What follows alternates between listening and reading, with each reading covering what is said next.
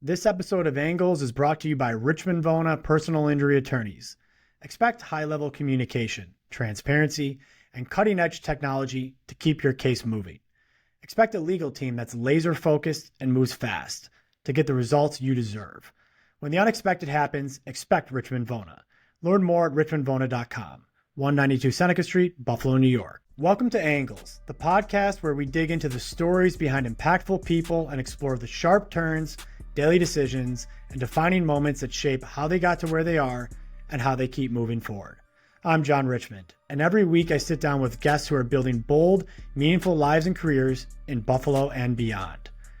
If you enjoy these conversations, please hit follow, subscribe, drop a comment, or share the episode. It's a simple way to help us grow with the community and keep these stories coming. When you think of St. Bonaventure basketball, one name stands above the rest: Coach Mark Schmidt. The winningest coach in Bonnie's history, he's built his program on values that don't bend. Do it the right way, never cut corners, and treat everyone with respect. For nearly 2 decades, he's led with discipline, preparation, and heart, earning championships on the court and admiration off it through his work with the American Cancer Society. Today, we talk about leadership, culture, and the lessons that carry far beyond the game. Let's get into it. So, Coach, thanks for being here. How you doing? I'm doing great. I appreciate you having me, John. I just appreciate you being here, and so many interesting things I want to talk to you about. As I told you kind of off camera, as a former athlete myself, I have so much respect for coaches, especially coaches at your level. And one of the first questions I wanted to ask you is, you've obviously become the most winningest coach in Bonnie's history. And I know you're very value driven. What values have like kind of anchored your leadership through all the ups and downs throughout your time there? I just think that you got to do it the right way. And the right way, you want to win. And the thing that we're most proud of, or I'm most proud of, is we've had a lot of success at Bonaventure, but we've done it the right way. We haven't cheated. We graduate our guys. I just think that's, where you can put your head on the pillow at night and know that you've done it the right way and you didn't shortcut. I think part of it is how you're raised, those values, that my parents instilled in me. And, I went to Catholic school my whole life, and those nuns, if you did something wrong, they'd smack you with a ruler on your hand. So I just think that doing it the right way and making sure that you're not cutting corners, and that you're treating everybody the right way, your players, your staff, the administration.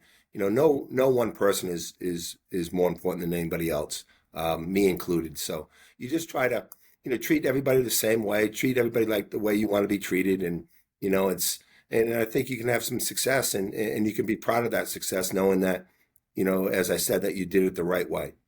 Yeah, I think it's such great advice. I mean, especially because the right way is usually like the hardest way. Yeah. And you can be, sometimes, you see an opportunity where like, okay, this may be a shortcut. Maybe it gets us in the short term someplace a little bit quicker, but then we're going to pay for it down the road. Yeah, exactly. It's almost like you got to look at a big picture. And I've been lucky at St. Bonaventure where, when I first got hired, it wasn't like, hey, you got to win in the first 2 or 3 years or you're going to get fired. They understood the situation that we were involved with, and so they gave us time, and there was a lot of patience, and Steve Watson and Sister Margaret were the two people that hired me, and they understood the shortcomings of Bonaventure. It's not like we're going to win the national title every year or go to the NCAA tournament every year. So they allowed us to build it the right way, slowly, with the right types of kids that aren't going to, embarrass the university, embarrass me, and going to do it the right way. And, so I was really lucky that I had a really good administration. I have a really good administration that understands that and lets me do, what we feel is the right thing to do. Yeah, you see that, like I watch like some of the stuff on Netflix, like in SEC football, where these coaches, like, if they literally don't go to the national championship 1 year and 2 years max, they're fired. It's like, how can you ever gain momentum and really build the program? You can't build a program, and it's just, and that's how you become desperate. And you just think about it. You're making millions and millions of dollars, and your wife is and your family is living a certain way, and you have 1 more year on that contract, and now you're sitting there going, all right. If I don't cheat and get this player, I'm going to lose this job. If I do cheat and get this player, now I have to live with it. So it's really, really hard. And I think once you get to that, quote, that next level, that there's more of a reason to do that. I think we're at this, whatever you call Atlantic 10, mid-major plus, high major minus. I don't think that, there's that push to do that as much. But once you get into that high level stuff, there's some, I don't know how to say it, but it pushes you maybe to do something that you wouldn't do. You know. Right. It's almost like the pressure Yeah. that probably is undue or Yeah, and I it, can't, I've never been there as a head coach, so I couldn't really say that. But I'm just appreciative of the administration here at Bonaventure and the alums, and they want to do it the right way, and they don't put pressure on you that you got to win, at all costs, which I'm very appreciative of. yeah. And you've been there for a long time and you seem like somebody, it's like you approach each season with like, the same like high level preparation and great mindset and attitude, but it's a journey, right? I mean, whether you're in sports or in business, it can sometimes be tough, right? You're like, cause you have these setbacks through the year or even if you have great success, how do you keep your edge like every year and just like approach each year with like, hey, the same passion that you did the year before? Yeah, I love coaching. This whole NIL now and the portal and stuff is a little bit sketchy, and it's like it's probably not how it should be, but this is the rules. I just enjoy teaching. I look at it as instead of me being a math teacher or what a history teacher, I'm a teacher of basketball, and I just enjoy that. And I enjoy seeing kids get better. And I'm competitive. I like to win, just like everybody. So I think that if you don't prepare, then you have no chance of being successful. And I don't care how many years you've done it. If you lose that edge and preparation to me is everything, then you have no chance. You're not going to win. And you're putting your players, you're not treating their players the right way. So preparation is everything, in the preseason, during the season, scouting. I love it. It's something, the whole recruiting stuff, that's something that I don't know. I'm not a big fan of. I used to love recruiting and going out on the road, and I think as you go along and you've been in it for as many years as I have, you lose that fun part of it. But in terms of just sitting down and X's and O's and preparing for practice and scouting the opponent, I love that. And I don't feel like it's work. I'm 62 years old and I enjoy doing it. I enjoy coming to the office and working. Now, there's days where, I'm driving to the office after a loss or like, damn, what am I doing? But for the most part, there's always challenges in every job. And I'm not trying to paint this picture that it's beautiful at Bonaventure every day, but for the most part, I enjoy what I'm doing, and I think being around young kids and being around good kids, I think that keeps you young and keeps you excited about doing the job, and it's funny, it's now instead of building a program, you build a team for every year. And so that's a little bit of a negative, but at the same time, you're getting a chance to have an impact on more kids Hmm. because every year you get 10, 11, 12 new guys, Right. and you may only have them for a year or two, but you have a you know it gives you more of a chance to meet more kids and hopefully have an impact on a larger number of student athletes. Yeah, and what would you say you focus most on when you're looking at bringing in new kids or new players from like a value perspective? Because like you're just talking about we got to do things the right way. It's a long play game here. We can't cut corners, and then also it's like the new reality of like these kids.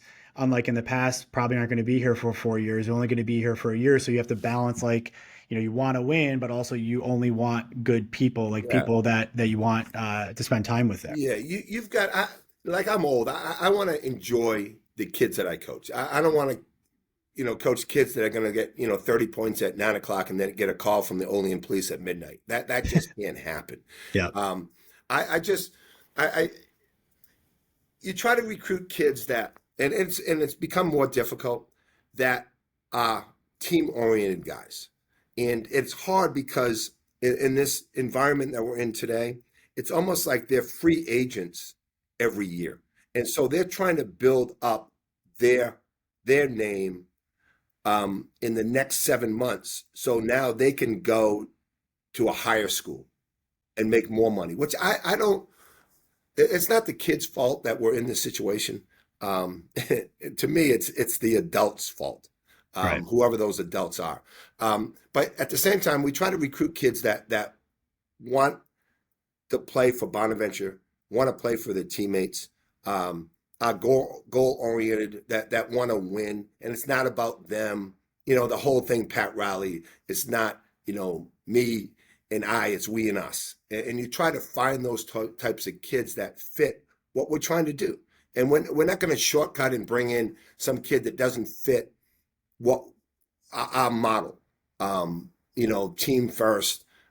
We want to recruit kids that, as I said earlier, are going to represent the university in the right way, going to represent themselves, their family's name, and my name. Because in the end, it falls on me, Right. and I don't want to be embarrassed. I want our players, and my assistants have done an unbelievable job since I've been here of bringing in those types of guys that want to win, that want to get better, and kids that love basketball, because at Olean or at Bonaventure, there's not a ton to do. It's not like you're in New York City or and there's 25 nightclubs and there's a zillion things to do. Here it's about, when we try to sell it, it's about going to school, getting your education, and trying to be a pro. And there's no distractions here.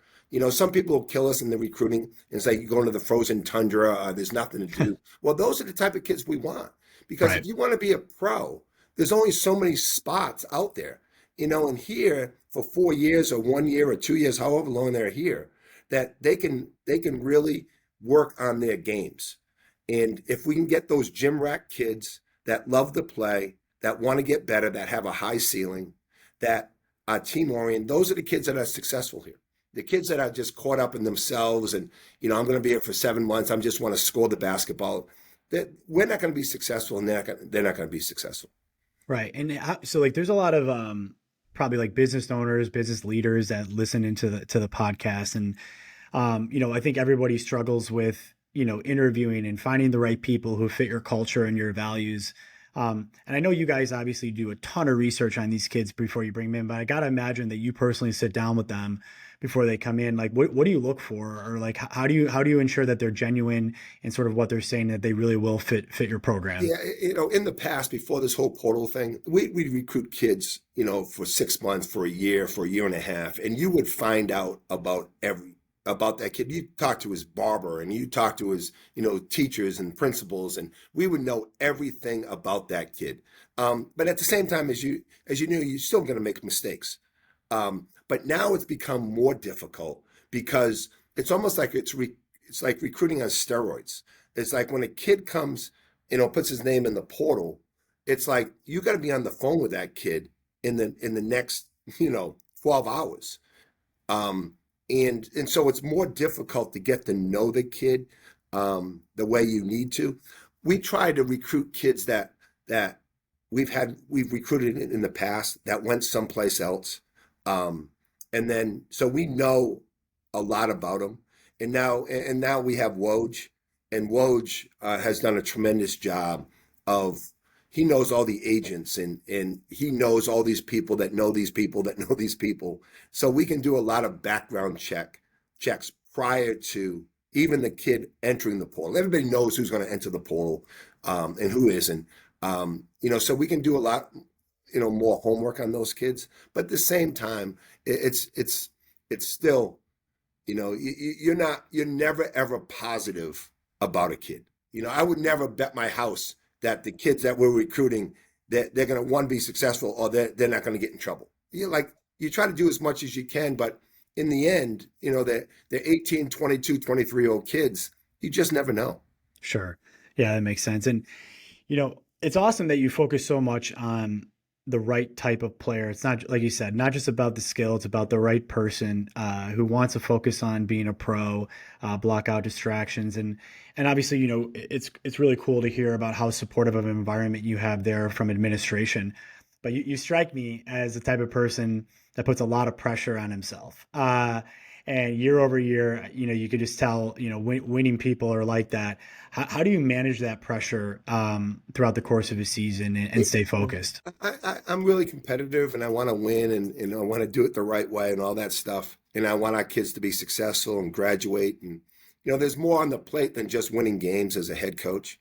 But I think I do a pretty good job of, once I leave the office and go home, I leave it at the office, and even after losses, it's, 15, 20 minutes after the game, I'm usually over it because you gotta, start working on the next opponent. You can't let that opponent, beat you against the next one. So I think a good job of critiquing, but then letting it go and then moving on to the next opponent. I think the other thing, the summertime is really important to get away from it a little bit, and have some other hobbies. I know some coaches, it's like 24/7, it's just coaching.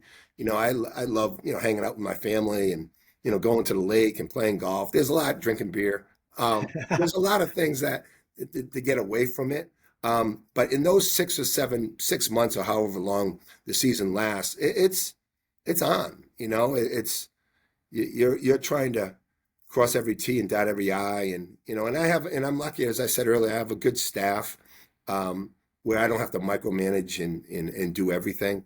But at the same time, like my fingers on most of the stuff. If Yeah. something's going on, I know about it, and I look at in practice is whatever time we practice, 3 to 6, 1 to 4. I just think that's the best time of the day. That's what I look forward to. So preparing for that 3 to 6, that's fun, and I just can't wait to get to the court and teach basketball. Yeah. And that's what I enjoy the most. Yeah. It's like what's that saying, right? Like if you love what you do, never work a day in your life. Yeah, and it's not like I work, what I'm Of saying? course. Yeah. You work really hard. But Yeah.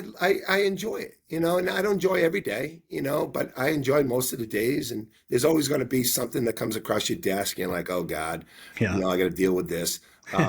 But I've been lucky in my, 18 years here to work with administration and with players that I've really got along well with. I find that all the successful people I talk to, especially people like yourself who have really reached that ultimate level of success, happen to be very disciplined people, especially when it comes to preparation and maybe even in their routines. Do you have like certain routines or things that you never skip over to ensure kind of like you're as prepared as you possibly can be going into big situations? In terms of basketball and getting ready for a game, I just feel my job is to make sure that we don't get surprised. It's like I do not ever want to put a player in a situation where we haven't told him, about, hey, this is what they're going to run or this is what they could run. I just think like you got to turn over every stone. And like you can't give the players everything, but you've got to know everything. So I pride myself in, the each game, one of the assistants has that game. And he's the guy that puts the guys through sets and all that stuff. But I know as much or more than he does because I watch as much or more tape. I just pride myself. I got to be prepared. If I'm not prepared, then I'm cheating the players. And that just can't happen. We cannot lose because we didn't watch that additional tape. And on that additional tape, it was that play that they used to beat us. That just can't happen. So that discipline, you've got to be prepared, and we've got to know what the opponent's going to do. Now there'll be situations where you don't because they put in something new, in yesterday's practice. But for the most part, we cannot lose because we didn't watch that extra tape. Right. And you obviously your seasons are long. I mean, and there's a lot that's going on. You guys play a lot of games. What's your approach to making sure that you're not looking too far ahead. And do you take it like game by game? Like how far ahead do you look? Yeah, not far at all. It's, I think if you look ahead, then you're going to get bit. It's all about that game. We put all our emphasis into that game, and then once that game is over, then we look forward to the next game. Like if you look ahead, I don't care if you're playing a Division II team. I don't care who you're playing. If you overlook them, like then you're going to get beat. And our thing is we want to be as well prepared as possible so we can put the best product on the floor to give our fans, a show. They're paying a lot of money to come see us. We're not going to take somebody. We're not going to prepare because we think we're better than that guy. We're gonna respect every opponent, and we're gonna try to give our fans the best show that we can. I had a starting right tackle Spencer Brown from the Yeah, Bills on the yeah, podcast, and he looked at me and he goes, "I don't even know who we play after the first yeah. game against Baltimore." Like he had no idea. You He was can't like, do "We that. just look one game at a time." Yeah, yeah, and that's what it is. It's just just focused on that one opponent, and then once that game's over, then you move to the next. But is never ever looking ahead. Never. So St. Bonaventure fans, I've learned, are like famously loyal. I mean, I Oh, know a lot of alumni, like guys that are my age, like 41, that are going back to like every home game. That's got to be pretty special having that support from the alumni. yeah. So when I took the job, and I was an assistant at Xavier, and so I had been up to the Riley Center, and some years they had a good team, some years they struggled, but every year I was up here, they had the crowds were unbelievable. And when I got the job, I knew it was important. Basketball was important to the school and to the alums. I just didn't have any idea that it was this important. And I use an analogy all the time. It's like if I'm at the airport, I graduated from Boston College, and if I'm at the airport, I'm in gate one, and someone comes down, hey, in gate five, there's a BC grad. I'd be like, yeah, tell them I said hello. But if there were two Bonaventure grads, they'd be tackling each other at gate three. It's and I it's a cult in a positive way, and it's like I everywhere I go through an airport or wherever, there's always someone saying go Bonnies, and we only have 30,000, 31,000 alums, but they are so passionate, and we're appreciative of it wherever we go, and play. We'll always have fans there. It is a unique place, and I'm really lucky to be the head coach. Everybody asks me, it's like, what is it like, to be the head coach at Bonaventure, or what is it like? What's the Riley Center like? And I said, I can't put it into words. You got to come and see it. And I think when you come and see it, you'll believe it. Like, wow, I can see why you've been here for 18 years. It's a really neat, and unique, place. Do you have a favorite moment from inside the Raleigh Center? No, a number of winning our first game. Because when I took the job, everybody was telling me it was a graveyard and don't take it. It's professional suicide, and my former boss, Skip Prosser, rest in peace. He told me it's like, when I first was thinking about it, he goes, you remember what you told me when we had lost and we were going back to Buffalo Airport. He goes, and I told him, man, that's the loudest place I've ever been. And he told me it's like, they've won in the past, they haven't won, recently, but why can't you win again? And so that stuck with me. And like I said, I've been really fortunate to be here for 18 years, and we've had a lot of great moments. Winning the Atlantic 10 for the first time in the school's history in 2012 with Andrew Nicholson, and beating UCLA. There's a lot, beating Syracuse at Syracuse. I think in the last 20 games against high major teams, we're 12-8.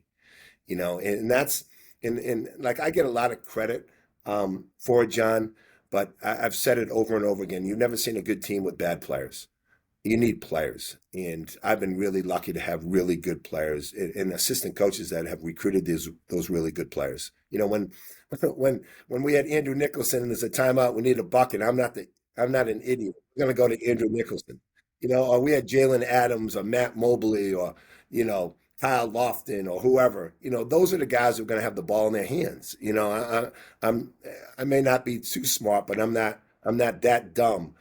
I've been really lucky to have really good players and really good leaders. I always say, in the locker room to every team that I coach, what I say in the locker room is really important. But what is said when I leave the locker room is most important.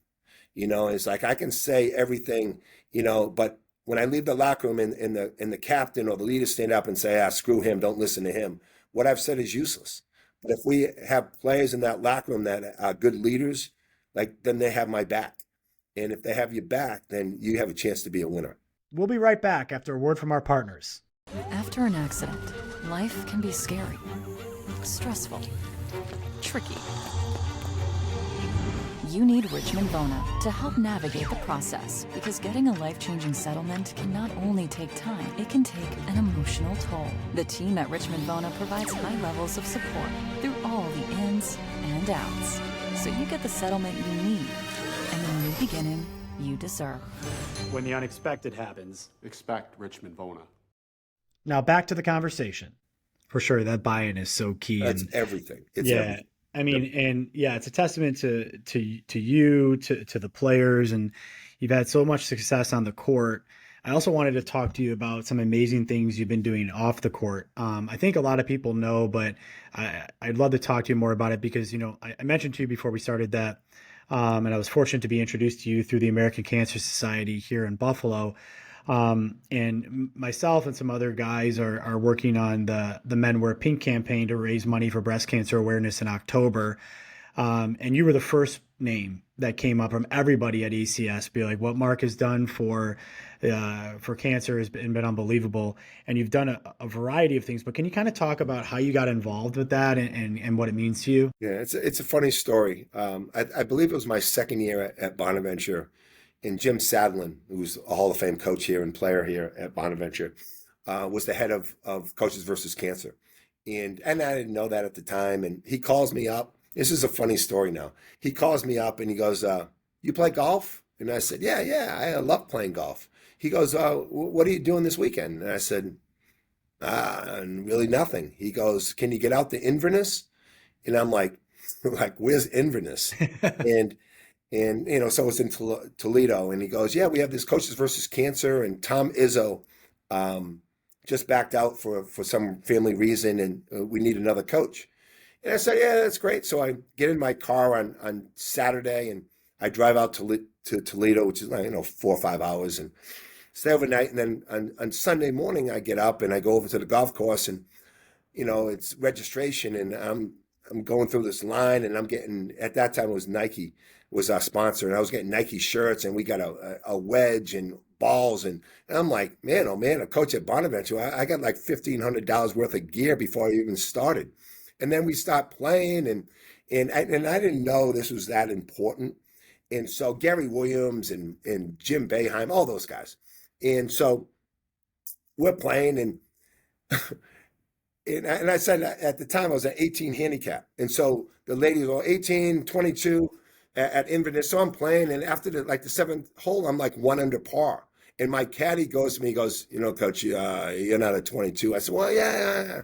So at the end, long story short, we win. My team wins. And then all the coaches are giving me grief and like, who's this guy? Then we go up and speak, and my guys thank Tom Izzo for not showing up because they got me, and then like 2 weeks later, I get all this gear, and we got this trophy, and I'm driving back, and then like the next week I go up to Monroe Country Club in Rochester for another cancer thing, and I'm on the putting green, and Jim Boeheim walks by, and Jim Boeheim, I know him, he really didn't know me, and he stops, he goes, you're getting a reputation. And I'm like, damn, I didn't know I took it that serious. So that was my first year, and I've been involved with it ever since, which is, I think, probably 16, 17 years now. And it's really important. I just think volunteering is something that everybody should do. And I told a story, I got an award up at Oak Hill last year, and I told the story about volunteering. It should always be like when you're sleeping at night, and the room is dark and you can't sleep and you wake up and you're laying around and this thing comes to you and it's like, man, I'm so happy I did that. Hmm. And volunteering, I think, is that. I think, all of us have been, lucky, um, in whatever success that we've had. And I think we owe that to the less fortunate. And if you ever speak or hear anybody speak at these Coaches versus Cancer outings, and you have people stand up. And I remember Phil Martelli speaking, is like, you've had a grandmother or grandfather with cancer, please stand up. And then son, daughter, you, whatever. And the whole room is up. Yeah. Everybody's been affected by it. And it's not there's just the patient that's affected, it's the families. And there's a lot of families that can't afford to go, get rides to treatments or go to the Hope Lodge. And so I think it's our duty to help in those situations. And the American Cancer Society and the Coaches versus Cancer have been, something that I've really, been heavily involved with. And I just think it's really, really important. Well, to say you've helped is like a vast understatement. I was talking to Joe LeVar, and I think you've raised over $500,000 for the Yeah. American Cancer Society, which is unbelievable. Yeah, we've done, and believe me, I'm just, the name out there, but, I got a staff that works 365 days. My wife, Anita, and Jeff Nix, who used to be the former assistant general manager of the New York Knicks, and he's from Portville. And there's others on the staff that do a tremendous job of fundraising, and Joe Lavera has done a tremendous job along with us, and the community here at Olean has really come out and supported it, and this is this Sunday, Monday is our fourth annual, and like you said, we've raised $500,000, and hopefully we can raise another $150,000 this year. But it's something that, Fran Dunphy is our keynote speaker, and he's coming in from Philadelphia, and Fran's done a tremendous job in Philadelphia along with Phil Martelli with Coaches versus Cancer. So it's a great day. It's a lot of fun, but it's for a great, great cause. Yeah, and you're talking about the 716 Golf Classic Yes. that you put on. How did you start that? And I know it's grown a lot over the years. Yeah, I mean, it's funny. It's when I first got here, I guess the Coaches versus Cancer, the little three of the big four, tried to do something a while ago, and it just never stuck for whatever reason. And so we put this thing together, and we did it in Buffalo. I forgot the name of the golf course in Buffalo that we did it, and it was okay. And the three guys that I brought with me, one of them was the president of Bartlett Country Club, and he goes, we can do such a better job. We can raise more money and da da da da. So we sat down and put a committee together, and this was 5 years ago, and we started this thing, and we didn't know how successful we could be. We didn't know, we have a great community here in Olean, but we just didn't know, and so we put this together, and it's been really, really successful, and Niagara and Canisius and Buffalo, they help out a little bit, but it's mostly, Bonaventure in our committee, in our community. So yeah, Olean's a pretty special community, and yeah, people have no idea. It's just like, yeah. it's like, tell me about Bonaventure and the Raleigh Center. Well, you got to come and see it. And I had a friend who's coming, that I played, he was my grad assistant when I was at Boston College. He was the captain of the BC team before I got there. And he lives in Martha's Vineyard, but he came up, he had cancer, and he came up with three guys, and Sunday night we have this little get together, and we give the Jim Sadlin and Kathy Sadlin Inspirational Award and the Bob Lanier Impact Award. But he's sitting around, and after he left on Monday, he brought me aside and says, something, I've never been with people this warm and this caring and this giving, and because we don't, Olean's not, this is not Greenwich, Connecticut, Mhm. Yeah.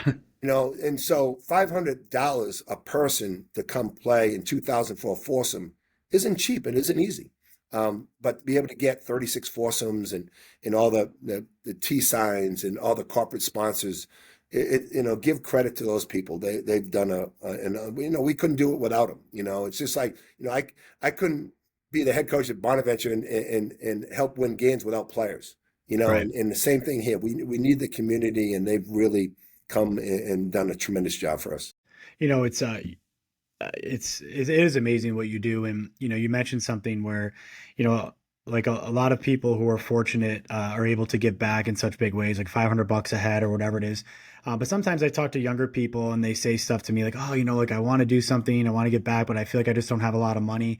Like, what do you say to It's not somebody the like that? money. Yeah. Like, it's your time, it's giving, and it's like, here, the pregnancy center here in Olean, or there's stuff that, giving somebody a ride to the hospital, or there's so much you can do without money, just your time, being on committees, helping out. You don't need to give money. There's so much other things that you can do to support the less fortunate. I agree. And that's what I tell people too. And like, it's like, if you don't want to give money, there's so many ways to volunteer. And then if you do, every little bit counts, even if it's $5, $10, whatever it is, it just shows that you care and you're supporting. You're exactly right. You're exactly right. So with everybody I have on, I always have to ask this question because everyone's got an interesting story. Like, is there a failure in your life or in your career that you think about that really helped change you and that maybe you learned from the most? Yeah. I was the head coach at Robert Morris, and I thought I had all the answers. And we're playing Fairleigh Dickinson, and we're down 1 point with like 8 seconds left. It's our ball on the sideline, and I call timeout, and I write up this backdoor play that we've never run in practice, but they've been overplaying us, and I thought, oh man, we're gonna run this backdoor cut, and I'm gonna look great, and so I put it all together, and the guy, yeah, everybody got it. Yeah. We go out. The other team calls timeout. And so we come back again. I draw it all up, and like, we got it. Yeah. We go out there. Our 5-man goes the wrong way. We lose. Ugh. I'll never, ever run something in a game that we haven't practiced. That was the biggest mistake that I've made, something that I learned from. It's like like it was an injustice to our players. I'm drawing it up because some guys, everybody learns differently. Some guys learn by writing it. Some guys learn by going through it. Some guys learn by watching it. And so now I'm drawing it up for the first time. And there's, I would assume that 5-man that we had didn't really learn it by writing it, by watching it. He needed to go through it, so, and this was, whatever, 25 years ago. And I have never, ever done that again. We've always, whatever we're going to run in special situations, we've gone over it in practice. A lot of the stuff you're saying obviously there's so many amazing lessons packed into these stories. Have you ever worked with business leaders and kind of like parlayed like what you learned through basketball into like how they can help run their business? No one's ever called. Ah, man, like, I mean, I'm telling you, you'd be great at it. Cause I mean, maybe this is a tough question. Maybe, I don't know if you've thought about this, but what do you think are like maybe the lessons or the principles you have in place as a coach that you think would serve people well, like in the business environment? Discipline is so important. Communication is so important. Like Skip Prosser once told me that, when you get a head coaching job, the most important decisions you have to make is your staff, the people you work with and that work for you. If you don't have the right staff, you got no chance. So that was, that's stuck with me. Every time I hire somebody, it's like, this is really, really important. He's got to be loyal. He can't be a yes man. But he's got to, when we leave that office, we've got to be united. So I just think that's really important. And the other thing that's important, I think, and I don't know if this carries over to the business world, but on our team, you got to make sure that your players know that you love them, not because they're good basketball players or they're going to help you win, but because they're good people and they're human beings. And I think if they know that you love them then they're going to do everything for you. They're going to run through the wall for you. But if there's any doubt, then when it becomes, you hit some adversity, then that's when the kid starts questioning.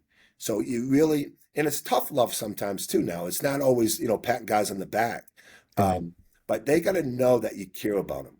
And if they do, they'll do anything for you. But if they don't, that's why I just think, and maybe with me, I may be too honest with these guys, but I'll never lie to them. I'll never tell them something that it's not the truth, and I may be hard on them and I may tell them the truth and they may not like it.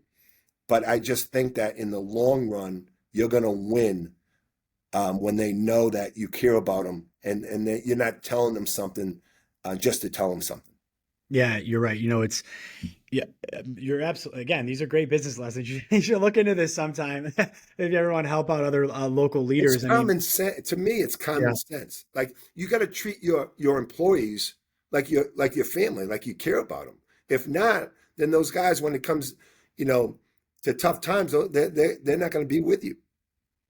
Yeah, that's the thing, right? Because like whether you're on a team in a business and you're growing or you're trying to get to that next level and you're doing things the right way, it's really hard. It's not easy, and you need buy-in from people, and they need to know that you actually care about them. Buy-in is the right word. They have to be able to buy in. They're not going to buy in if you don't treat them right.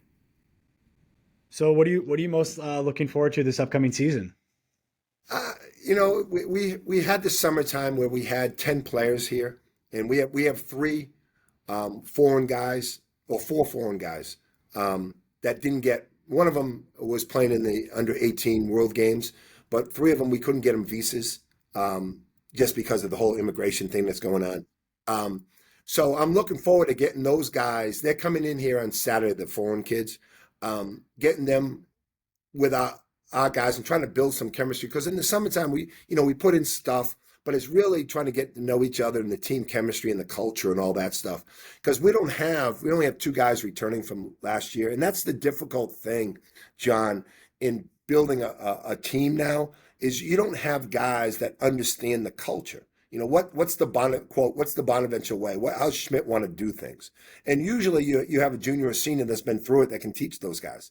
We don't have that. So the summertime is like, this is what we do. Like being on time is everything. If you can't be on time, you got to be early, and so just that little thing, now here comes the 3 or 4 foreign guys, and now they've got to learn that, or coming to the gym, if we have a workout at 10 o'clock, that means the workout's at 10. That means you're loosening up at 10 o'clock. We're going, just stuff like that. So we've got to be able to teach those guys, and then, trying to put the team together. I think it's frustrating. In that you have to teach everything, like they're freshmen again. But it's also, as I said earlier in the podcast, it's I look at myself as a teacher, so it gives you an opportunity to have a clean slate, and teach, right from the ground up, and build the foundation and then go from there. So looking forward to teaching it, and hopefully, I think we have some good players and good kids, and I think we had a good summer, and now we've got to try to bring those 3 or 4 kids that weren't here in the summertime, try to get them on board. Yeah, it's great. I mean, culture has to be intentional, right? It's like, you just have to, it's true. Like you have to teach people what it means. And then there becomes like, people speak a certain way, they act a certain way, and everyone has to be on board. Yeah. Well, you look at the good programs over the long haul, and there's a reason why they've been successful. Like they have good leaders, and those senior leaders teach those younger guys how to do it. And so when those younger guys become juniors and seniors, they teach the young guys. So it's a continual thing. Now with the way the business is now, it's almost like you've become the leader. It's like you have to teach everything, and so hopefully, like last year we had a kid, Noel Brown, that was with us for 2 years, and so he got a feel for what I expect, what I want. And so he can talk to the guys and say, this is what, coach is looking for. And with the 2 guys that we have back, hopefully that can be the case this year. But at the same time, a lot of it goes on our shoulders, which it shouldn't be that way if you have good players that have been here for 3 or 4 years. Right. Yep. So one question, I got just a couple more things for you. I appreciate your time. Best piece of advice you've ever received? As I said, the story about Coach Prosser telling me is the most important decisions you make when you become a head coach is your staff. If you have a good staff, you have a fighting chance. If you don't, you're going to be fired in 3 years. All right, last one. Finish this sentence. The best leaders I know always blank. Always never overreact to negativity. Okay, I love it. And why? Because they have the big picture in mind. It's like one game isn't the whole season. It's like if you overreact to any issue, then you're going to lose that player, that team. Like you have to look at the big picture, and you can never negativity. That in the business is so much negativity. You get on social media and Schmidt doesn't know what he's doing, or so and so. Like you can't listen to any of that stuff. You got to be focused on, and you got to have confidence in yourself that you're doing what's right. And you can't listen to those naysayers, because there's so many out there, that negativity can destroy you. You just got to stay positive, and you got to listen to criticism, especially when it's coming from the right people. But at the same time, you got to have confidence in yourself that you're doing the right thing, and the big picture is what's most important. Yeah, I love it. Well, look, I really appreciate your time. I know how busy you are. Thank you for everything you've done for St. Bonaventure, for the community and for American Cancer Society. I just really appreciate your time, and I know you guys are gonna have an awesome season, but I wish you the best of luck. I appreciate it, and I appreciate what you do for cancer as well. Thanks, Coach. We're just getting started. We're aspiring to be like you over That's time. great. And whatever I can do, and hopefully you can come down. Yeah, I would love to. Yeah, we'll invite you down, and we'll have a great time. And yeah, it's a great 2 days, and like I said, it's so important that we do those things for other people. Thanks, Coach. I appreciate it. Thank you. Thanks for listening to Angles. If this episode made you think, smile, or see something in a new way, follow us wherever you get your podcasts. Leave a review and share it with friends. You can also follow us on social media. Angles is produced by Brett Tuttle. I'm John Richmond. See you next time.